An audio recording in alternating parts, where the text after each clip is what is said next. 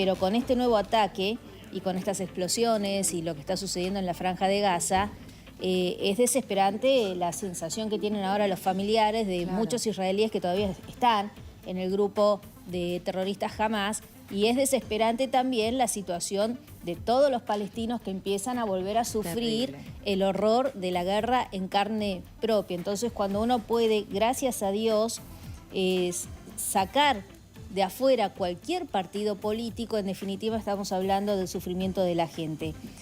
Hamás se niega a liberar los rehenes que aún tiene en su poder.